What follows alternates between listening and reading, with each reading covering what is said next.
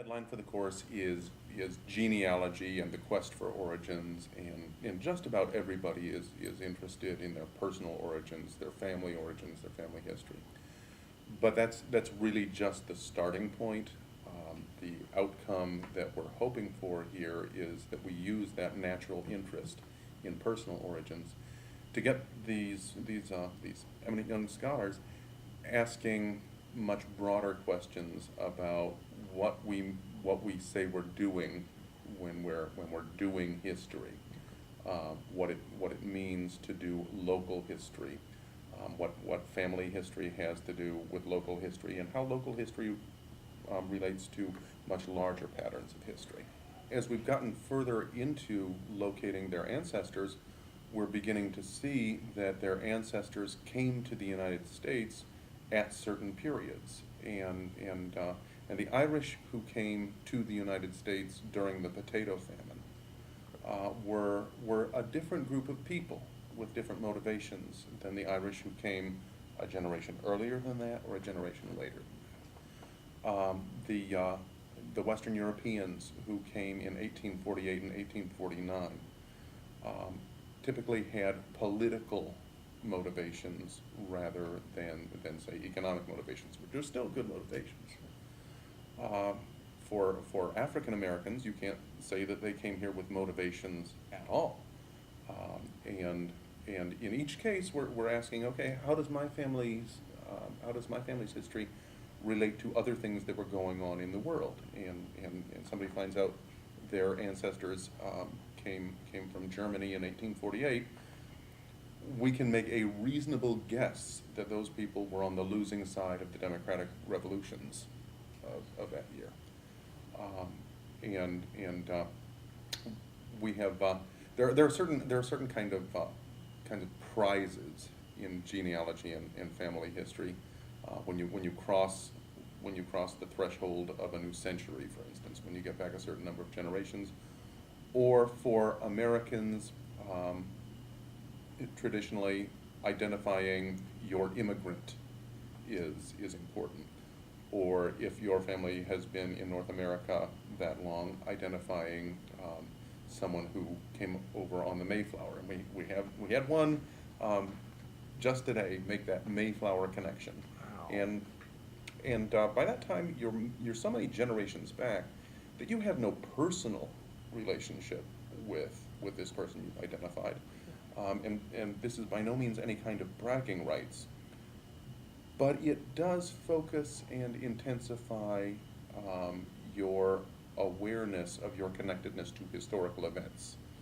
You can see that had that Mayflower thing not happened, you would not be here. It personalizes things. And we absolutely have to remember that when the Mayflower arrived carrying some of our ancestors, there were people waiting on shore to greet the Mayflower, and they were other of our ancestors. And one of the things we do in this class is we talk a lot about the delicate subject of our inherited conflicts. The world we inherit comes out of a lot of disagreement, and some of that disagreement was pretty unpleasant in its unfolding, and we have all kinds of reasons why we avoid thinking about it.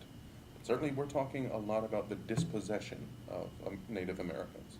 We're talking a lot about the kidnapping and enslavement of Africans. We have to. Yeah. These young people impress me very much, their willingness to occupy imaginatively the points of view of the oppressors and the oppressed. One of the things that we get out of the way very early, and we treat it in a purely scientific way, is the bankruptcy of any notion of pure blood or pure descent. There is no such thing. And these students understand that historically disastrous things have happened as a result of that delusion. And they understand that race is a culturally significant idea, no question about it. Culturally, race is real. Biologically, race is absolutely meaningless. It has no biologist could make sense of the idea of race. It's a legal and cultural and social construct, but a powerful one. Sure. Okay. What I want them to be able to do is to rotate points of view. And for instance, one of the activities we do is we screen this marvelous TV miniseries from the late 1970s, from the time of the bicentennial, Roots, Alex Haley's Roots. It really stands the test of time. And one of the things that program asks you to do is to identify with this profoundly conflicted slave ship captain who's deeply religious and deeply motivated by profit, and he finds himself psychologically destroyed by the fact that he has participated in what he knows to be a terrible sin.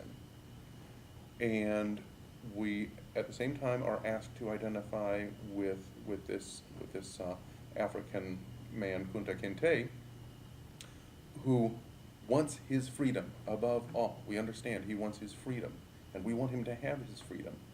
And then he develops a family, and if he leaves his family to seek his freedom, terrible things will happen to his family. And this show is very well made, so that we feel his conflict. And when he chooses family over freedom, the pain doesn't go away. We are disappointed. Some part of us wants to see him maintain his heroic resistance to the end. And part of us is impressed with his capacity to see something bigger than himself. I keep reminding students of that theme because certainly among the objectives of this course is to get them thinking about themselves and their own families, but in a context of something much, much larger than themselves. In each and every case, they are going to be publicly contributing knowledge to the shared pool of information, knowledge that did not exist before. That's what scholars do. Each and every one of them has discovered something about their family history that they are going to be able to upload to the web and to genealogical databases on the web. Okay. And they have worked very carefully with documentation rules, and they have to show, you know, what sources they got this information from, what independent sources they used to confirm it, and this will allow them to validate the information that they're uploading. So as a result of what these kids have done in these few weeks, there are other people out there who are going to be able to extend their own research. One of the things we want to do in JBA generally is to get these young people thinking at a very young age about what it means to be a scholar. And it means to pursue knowledge, and it means to contribute to the grand total of knowledge. And maybe the individual factoids that they have contributed aren't going to result in any grand new syntheses, not going to result in new theories.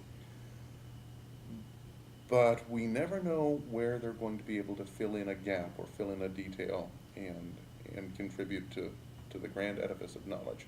If nothing else, they will certainly understand how the accumulation of knowledge works.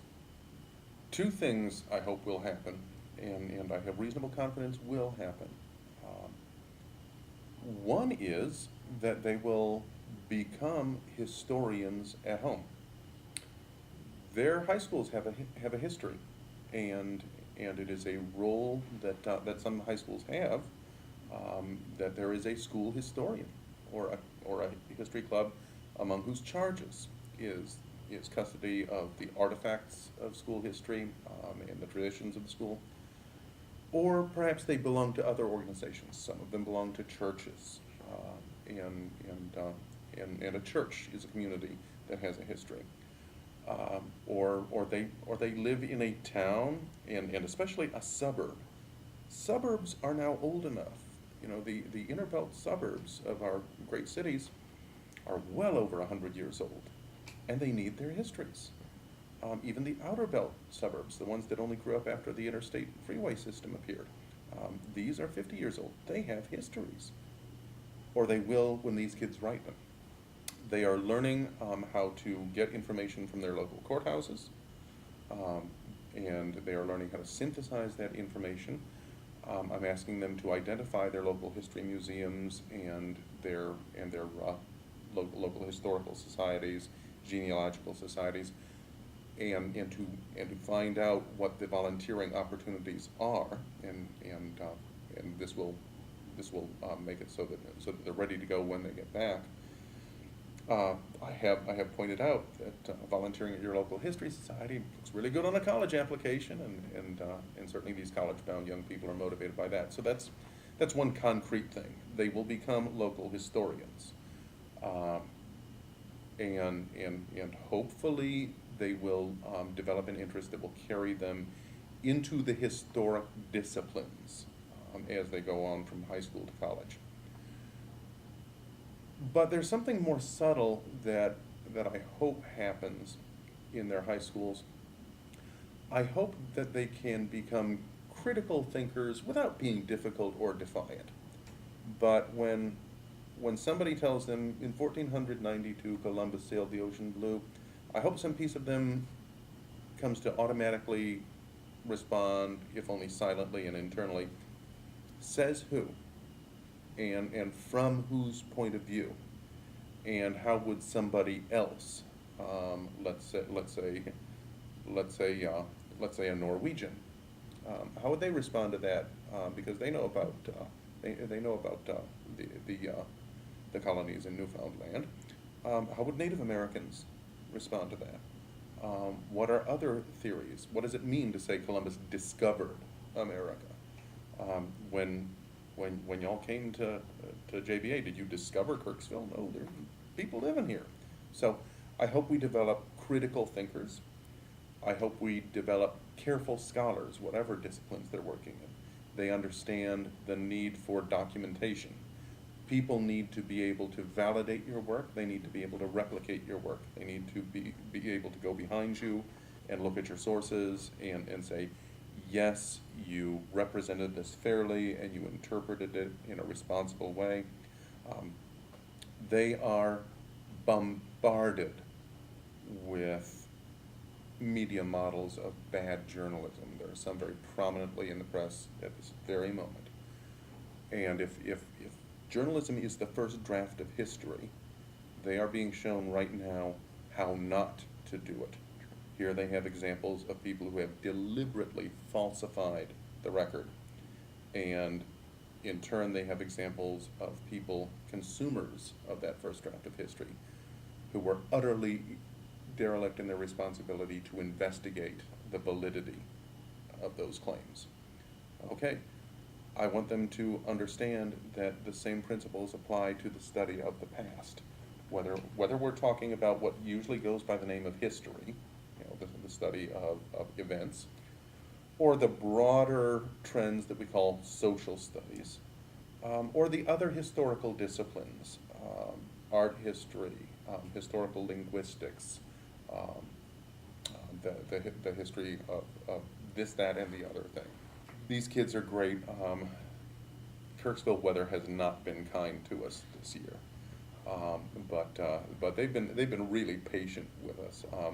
In JBA, we do everything we can to make it a good experience, but the weather is entirely out of our hands. Right. Nothing we can do about that.